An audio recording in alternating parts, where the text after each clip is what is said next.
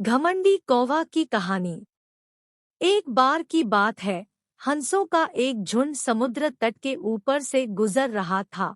उसी जगह एक कौवा भी मौज मस्ती कर रहा था।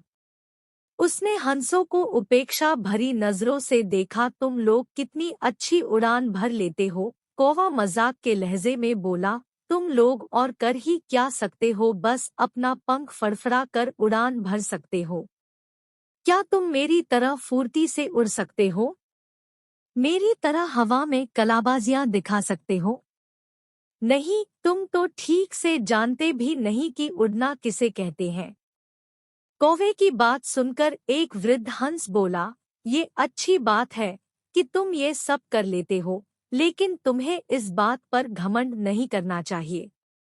मैं घमंड वमंड नहीं जानता। अगर तुम में से कोई भी मेरा मुकाबला कर सकता है, तो सामने आए और मुझे हरा कर दिखाए।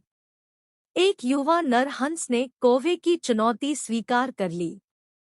यह तय हुआ कि प्रतियोगिता 2 चरणों में होगी। पहले चरण में कौवा अपने करतब दिखाएगा और हंस को भी वही करके दिखाना होगा, और दूसरे चरण में कौवे को हंस के करतब दोहराने होंगे।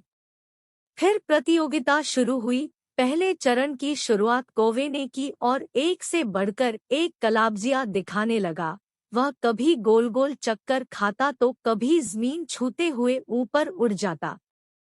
वहीं हंस उसके मुकाबले कुछ खास नहीं कर पाया। कौवा अब और भी बढ़-चढ़ कर बोलने लगा, मैं तो पहले ही कह रहा था कि तुम लोगों को और कुछ भी नहीं आता। ही। फिर दूसरा चरण शुरू हुआ। हंस ने उड़ान भरी और समुद्र की तरफ उड़ने लगा। कौवा भी उसके पीछे हो लिया। ये कौन सा कमाल दिखा रहे हो, भला सीधे सीधे उड़ना भी कोई चुनौती है? सच में तुम मूर्ख हो, कौवा बोला। पर हंस ने कोई जवाब नहीं दिया और चुपचाप उड़ता रहा। धीरे धीरे वे जमीन से बहुत दूर होते गए और कौवे का बड़बड़ाना भी कम होता गया और कुछ देर में बिल्कुल ही बंद हो गया।